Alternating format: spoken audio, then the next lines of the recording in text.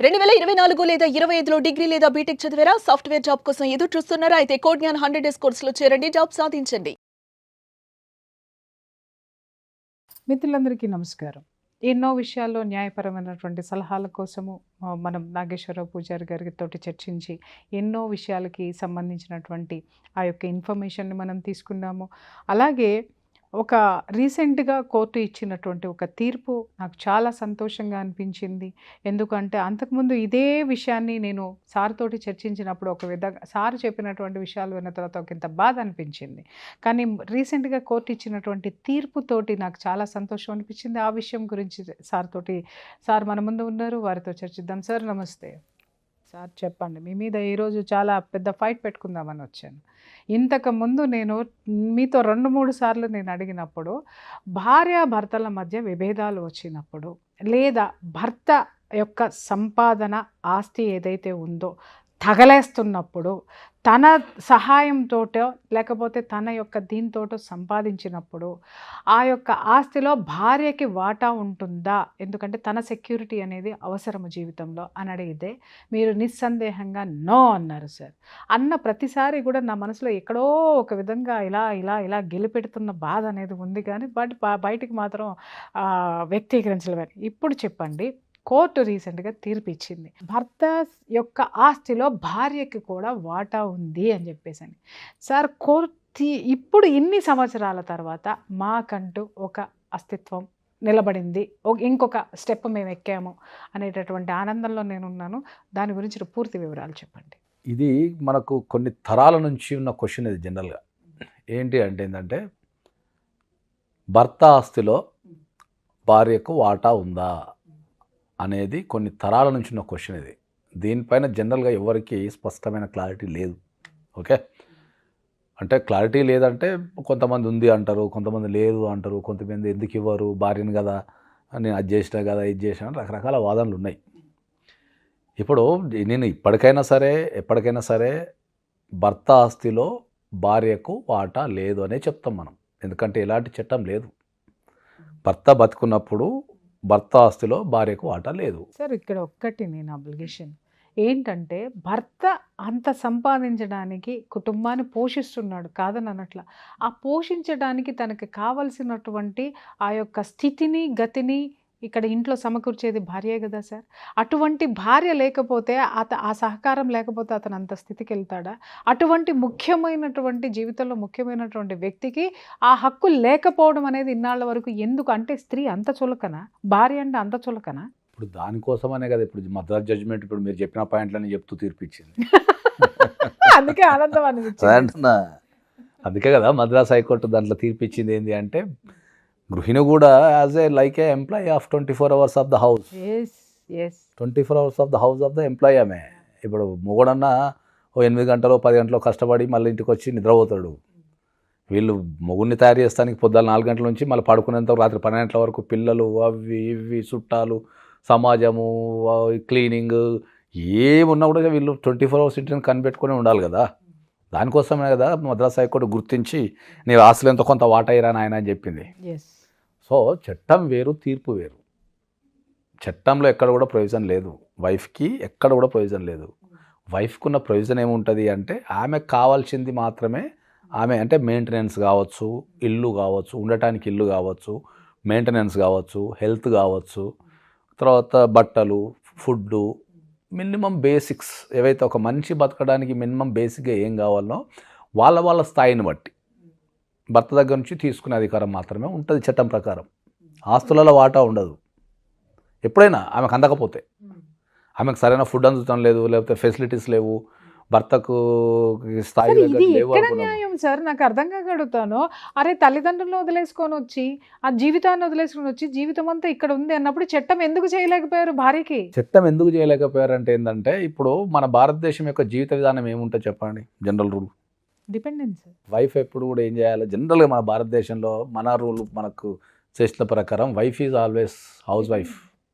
Work చేయడానికి అంటే మనకు జనరల్గా పెళ్లి చేసుకున్న తర్వాత భార్య ఇంటికి వచ్చేసి పూర్వకాలం మాట్లాడాలి. ఇప్పుడు మాట్లాడితే తాంతర జనాలు మనలే కాబట్టి పూర్వకాలం ఒక 50 సంవత్సరాలు వెనుక పోతే ఆ రోజులలో ఏముంటుంది? ఒక 50 సంవత్సరాలు వెనుక పోతే పెళ్లి చేసుకోవాలా, అమ్మాయిని తెచ్చుకొని ఇంట్లో పెట్టుకోవాలా, సంపాదించినంత జనరల్గా ఆమె చేతుల్లోనే ఉంటుంది. ఆమె పేరు మీద ఉంటుంది, ఆమె చేతులు ఉంటుంది అంతే, చేతులు ఉంటుంది. ఆమె ఖర్చు పెడుతుంటుంది. జనరల్గా అంతా హౌస్ అంతా చూసుకుంటుంటుంది. ఇంట్లో అమ్మ నాన్నల్ని, అత్త మామల్ని, బిడ్డల్ని, కొడుకుల్ని మొత్తం వంశాన్ని అంతా అభివృద్ధి చేసుకొని ఉంటుంది అనేది సిస్టమ్. ప్రత్యేకంగా చట్టం ఎందుకు అనుకున్నారా సార్? తర్వాత ఆమె ఒకవేళ ఏదన్నా కారణం వల్ల మొగుడు నెగ్లెక్ట్ చేస్తే ఈ చట్టం తెచ్చారు అనుకో, ఓహో ఈ కారణం వల్ల నెగ్లెక్ట్ చేస్తే మీ దగ్గర ఇది గుంజుకోవచ్చు అని చెప్పారు. ఆస్తులు అనేటివి అవి ఒక డైరెక్ట్ భర్త సంపాదించిన ఆస్తులు ఉండవు కదా ఎప్పుడు కూడా. అప్పుడు ఉమ్మడి వ్యవస్థ ఉంటుండే, యాన్సెస్టర్ ప్రాపర్టీ, ఉమ్మడి కుటుంబాలు, ఉమ్మడి ఆస్తులు ఎక్కడ ఇస్తారు అనే దాంతో అది ఎప్పుడో 1955లో చేసిన చట్టాలు ఇవన్నీ. సో అక్కడి నుంచి జీవితం మారుతూ వచ్చింది తప్ప ఇంకా చట్టాలు అక్కడనే ఉండిపోయినది ఒక పాయింట్.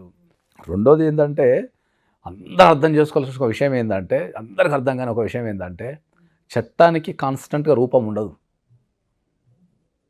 చట్టంలో సాధ్యం లేదంటూ ఉండదు, రూపం ఉండదు. అది కీప్ చేంజింగ్. అది వ్యక్తిని బట్టి, పార్టీని బట్టి, జడ్జిని బట్టి, వ్యవస్థను బట్టి అది చేంజ్ అవుతూనే ఉంటుంది. అది దానికే నేను కొన్ని లక్షల కేసులు చదివి, కొన్ని లక్షల పుస్తకాలు చదివిన తర్వాత అర్థం చేసుకునేది ఏంటంటే, లా ఈజ్ లైక్ అమీబా. అమీబాని డ్రా చేయమని భారతదేశంలో ఉన్న అందరికీ ఒక్కడొక్క తిరిగి గీయలేడు, ఎవరికి నచ్చిన అడిగి చేసుకుంటాడు. అదే చట్టం అంట నేను. కాబట్టి ఇప్పుడు భార్యకు ఆస్తిలో వాటా లేదనేది నిజం.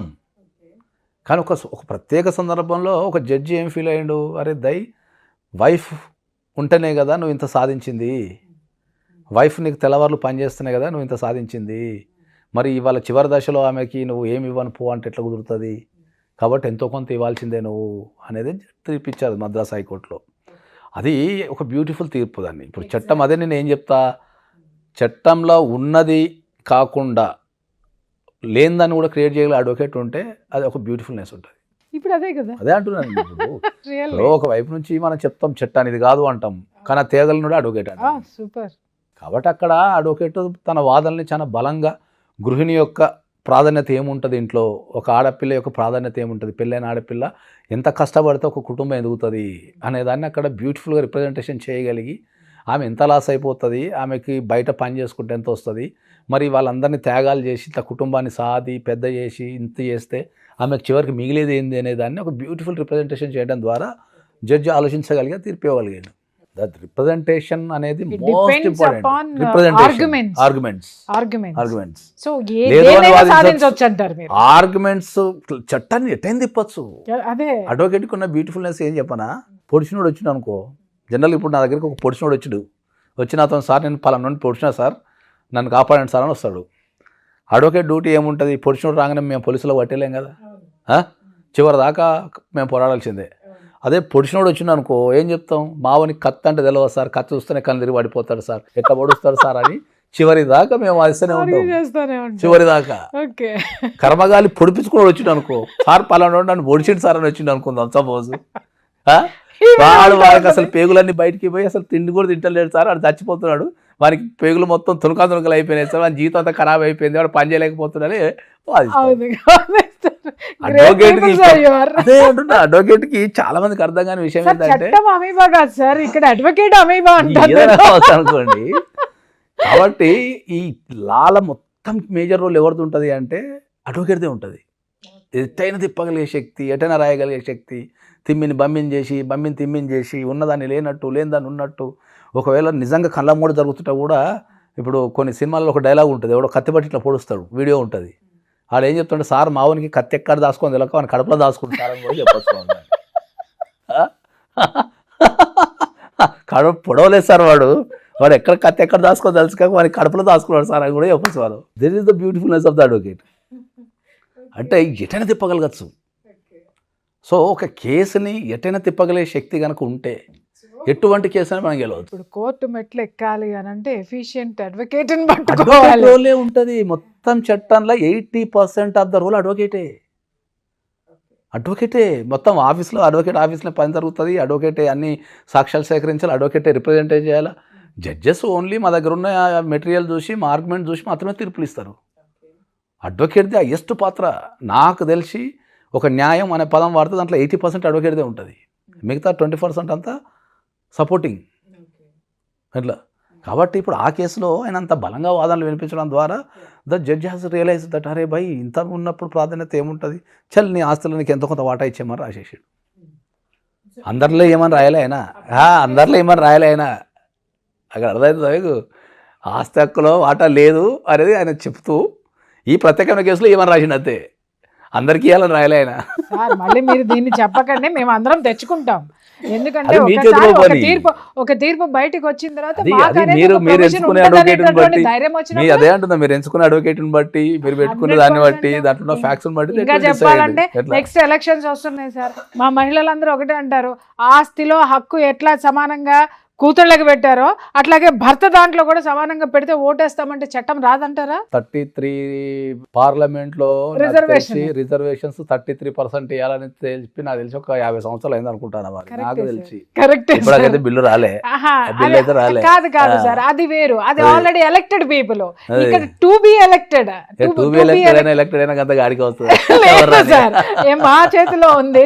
కాబట్టి ఒకటైతే ఒప్పందించాను, ఈసారి ఎలక్షన్స్ కి ఎవరైనా సరే మీ ఇంటికి వస్తే మాత్రం ఇదే చెప్పండి, ఈ చట్టం భర్త ఆస్తిలో వాటా ఉండేటటువంటి చట్టాన్ని తీసుకొచ్చిన పార్టీకే మా ఓటు అని చెప్పండి. లేదా పార్టీలకు కూడా చెప్తున్నాను, ఈ ఒక్కటి తీసుకొస్తామని చెప్పండి, తీసుకురండి. 10 కాలాల పాటు మీ పార్టీ అనేది రూలింగ్లో ఉంటుంది.